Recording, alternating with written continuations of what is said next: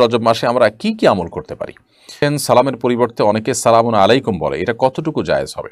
বিতের নামাজে কেউ যদি দোয়া কুনুত না পড়ে ভুল ক্রমে সরাসরি সিজদা করে এবং নামাজ শেষ করে বা নামাজত অবস্থায় মনে পড়ে, সেক্ষেত্রে করণীয় কি? চোখের জেনা থেকে কেমন করে বাঁচা যাবে? আমি আলিয়া মাদ্রাসায় পড়ি, আমার সাথে মেয়েরাও পড়ে। তাদের মধ্যে কেউ পর্দা করে, আবার কারোর মুখ খোলা থাকে। এ ধরনের মেয়েদের সাথে পড়া যাবে কি না ভাই? খালওয়াতে সহিহা কি? প্রবাস থেকে ফোনে বিয়ে করার সঠিক পদ্ধতি কি? এক্ষেত্রে কতদিনের মধ্যে স্ত্রীর সাথে দেখা করা আবশ্যক? নাসিম লিখেছেন, খালওয়াতে সহিহা কি? খালওয়াতে সহিহা আরবি শব্দ এবং ফিকহের একটি পরিভাষা।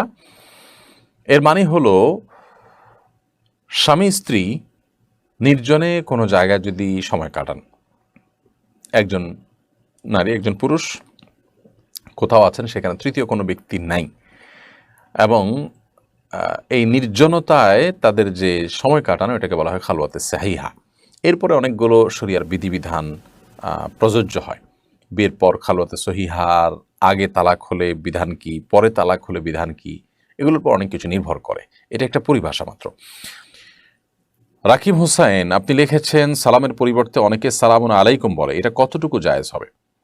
সালামের পরিবর্তে সালামুন আলাইকুম যদি বলে, তো মূল উদ্দেশ্য তো হাসিল হবে, সালামুন আলাইকুম মানে আপনাদের প্রতি শান্তি বর্ষিত হোক, অসুবিধা নেই এতে।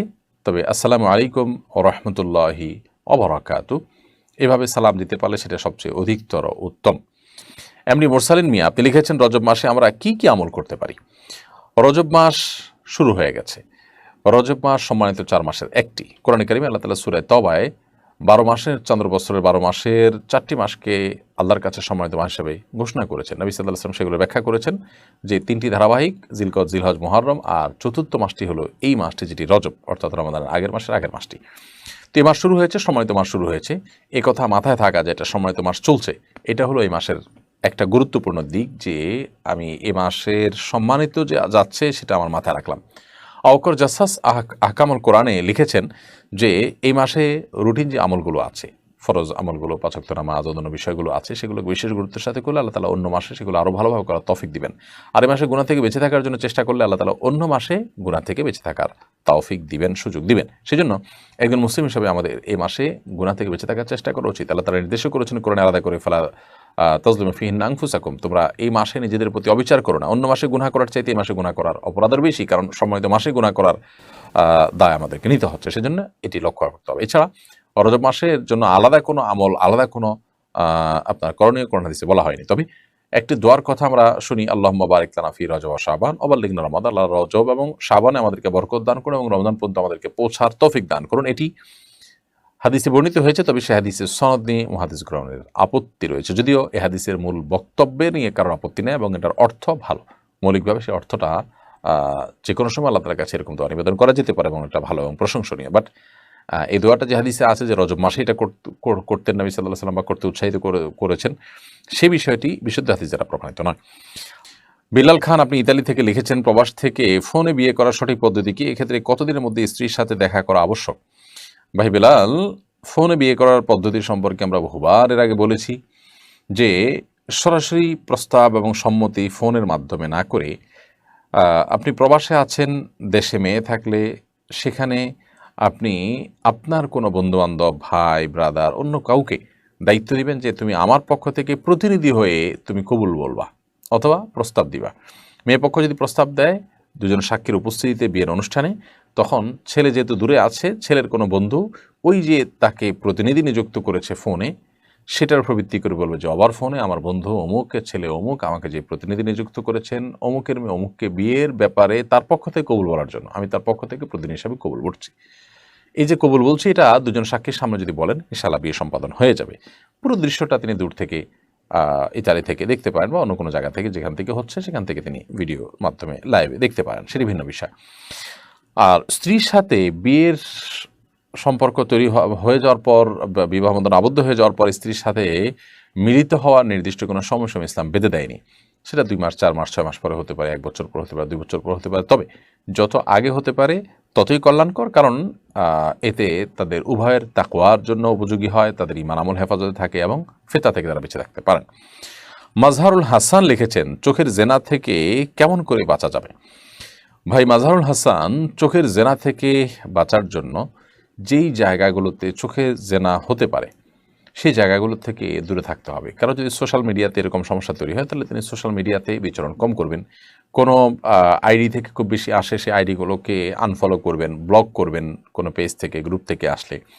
তো এইভাবে যেই জায়গায় গেলে চোখের জেনা হবে সেই জায়গা থেকে দূরে থাকতে হবে। এটি হলো চোখের জেনা থেকে বাঁচার সবচেয়ে কার্যকর উপায়। সেই সাথে যখন বাইরে আমরা বের হবো, এরকম কোনো জায়গায় যদি যেতেই হয় যেখানে চোখের জেনার আশঙ্কা আছে, সেখানে যথাসম্ভব আগে থেকেই এই কথা মাথায় রেখে তারপর বের হওয়া, যে আমি যেখানে যাচ্ছি সেখানে এই সমস্যাটির মুখোমুখি আমাকে হতে পারে, সেটি মাথায় রেখে আমাদের বের হতে হবে এবং দৃষ্টিকে অবনত রাখতে হবে। আল্লাহ রাব্বুল আলামিন কোরআনে কারিমে আমাদেরকে কিন্তু সেই নির্দেশ করেছেন। অতএব দৃষ্টিকে অবনত রেখে তারপর চলতে হবে। এরপর যদি হয়ে যায় আল্লাহ তাআলার কাছে মাপ চেয়ে নতুন করে সংকল্প করতে হবে, আর যেন না হয় সেজন্য। সাইফুল ইসলাম, আপনি লিখেছেন, আমি আলিয়া মাদ্রাসায় পড়ি, আমার সাথে মেয়েরাও পড়ে। তাদের মধ্যে কেউ পর্দা করে, আবার কারোর মুখ খোলা থাকে। এ ধরনের মেয়েদের সাথে পড়া যাবে কিনা? ভাই সাইফুল ইসলাম, তাদের সাথে যদি আপনি পড়েন এবং তারা যদি চোখে পড়ার মতো হয়, অর্থাৎ প্রাপ্তবয়স্কের কাছাকাছি হয়, নিশ্চয়ই সেরকমই হওয়ার কথা। আপনার প্রশ্ন ধরন ধরে বুঝতে পারছি। তাছাড়া আপনি তার ছোট শিশু নন নিশ্চয়ই।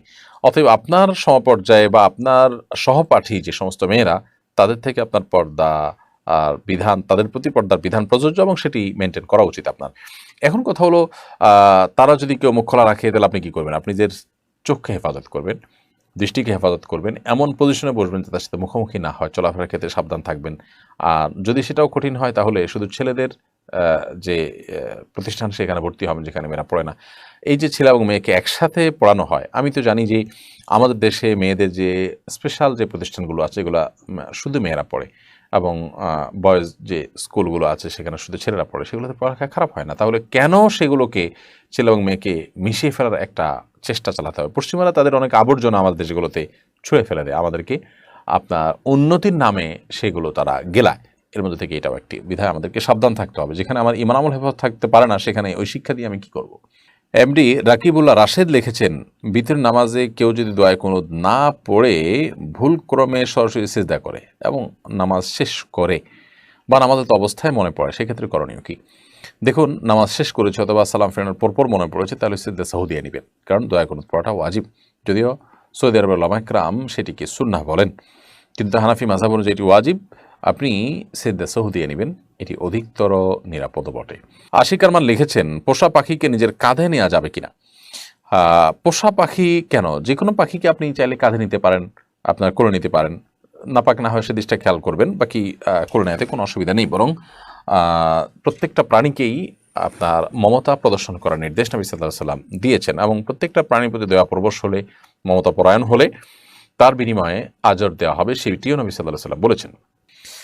এমডি আরিফুল হক, আপনি লিখেছেন, একজন আলিম বলেছেন 4 রাকাত বিশিষ্ট নামাজের দ্বিতীয় রাকাতে যদি ভুলে তাশাহুদের পর দুরুদের কিছু অংশ পড়ে ফেলি তাহলে নাকি সর্বশেষ বৈঠকে সিজদা সাহু দিতে হবে, বলবেন।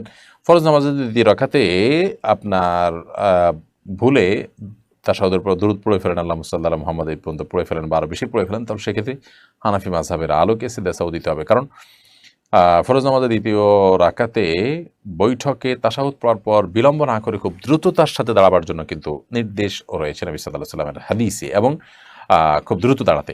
তো এখানে আপনি বিলম্ব করেছেন, সেজন্য এই সিজদা সাহু আপনার জন্য বর্তাবে। আরও এর সপক্ষে নানা রকমের যুক্তি এবং দলিল প্রমাণ ইত্যাদি আছে। যদিও এই ব্যাপারে আরব উলামাদের মত হলো, সৌদি আরব উলামাদের মত হলো ভিন্ন। তারা মনে করেন যে সিজদা সাহু লাগে না, তো সিজদা সাহু দেওয়াটা নিরাপদ। অশিস ভাই, এই আইডি থেকে আপনি লিখেছেন, আমার বাড়ি ইন্ডিয়াতে, আমাদের এখানে বয়স্ক মানুষ মারা গেলে কবরস্থানে মিষ্টি বিতরণ করা হয়, এ বিষয়ে কিছু বলবেন? দেখুন, বয়স্ক মানুষ মারা গেলে কবরস্থানে মিষ্টি বিতরণ করার সাথে তো শরীয়তের কোনো সম্পর্ক নেই। আপনাদের অঞ্চলে মানুষ এটা কেন করে সেটা দেখতে হবে। যে কোনো মানুষ মারা গেলে সেটা বেদনার সংবাদ, সেটা বয়স্ক হোক আর কম বয়স্ক মানুষ হোক, মানুষ মারা গেলে যিনি মারা গেছেন ওই ব্যক্তির আত্মীয় স্বজন যারা, তাদেরকে এলাকাবাসী এবং অন্যরা খাবার দিবে, এটি শরিয়ার নির্দেশ, এবং এটা মানবিক একটি কর্তব্য বটে, কাজও বটে। কারণ যিনি মারা গেলেন তার আত্মীয় স্বজন, তার পরিবারের সদস্যরা, তাদের মন খারাপ থাকে, তাদেরকে অন্যরা খাবার সরবরাহ করার উচিত এই টাইমটাতে। উল্টো বরং তাদের কাছ থেকে মিষ্টি ইত্যাদি খাওয়া এবং সবাই সেটা ভোজন করা, এটা শরিয়ার যে আপনার মেজাজ, শরিয়ার যে নির্দেশনা তার খেলাফ। মাহমুদা রহমান আপনি লিখেছেন, আমি একজন প্রাইমারি স্কুলের শিক্ষক, ছোট বাচ্চাদের গণিত ও বিজ্ঞান পড়াই। পড়ানোর সময় বাচ্চারা অনেক সময় জিজ্ঞেস করে, বিজ্ঞানের সকল আবিষ্কার কি অমুসলিমরাই করেছে? মুসলমানরা কি কিছুই আবিষ্কার করেনি? আমি তাদের সঠিক জবাব দিতে পারি না, যদিও আমি জানি মুসলিমরাও বিজ্ঞানে অনেক অবদান রেখেছেন। বিজ্ঞানে মুসলমানদের অবদান সম্পর্কে কোন বইগুলো পড়তে পারি বা বাচ্চাদের পড়তে দিতে পারি জানালে খুশি হব। বোন মাহমুদা, আমাদের বাচ্চাদের জন্য খুব বেশি বই পুস্তক বাজারে আছে তা না। আলহামদুলিল্লাহ কিছু ভাই বোন বাচ্চাদের জন্য বই লেখার কাজটি শুরু করেছেন এবং অনেক দূর অগ্রসর হয়েছে। আজকাল বিভিন্ন রকমের বই পুস্তক বাচ্চাদের জন্য পাওয়া যায় না। বিশেষ করে মুসলিম বিজ্ঞানীদের অবদান বিজ্ঞানের জন্য, তথ্য প্রযুক্তিতে মুসলমানদের অবদান, সেগুলো নিয়ে বাচ্চাদের জন্য খুব বেশি বই আছে বলে আমার জানা নেই। তবে সালাউদ্দিন জাহাঙ্গীর নামে একজন লেখক আছেন, তিনিই বাচ্চাদের জন্য এই ধরনের বই লিখেছেন আমার যতটুকু মনে পড়ে। কিছুদিন আগে তিনি আমাদের অফিসে এসেছেন এবং এরকম তার লেখা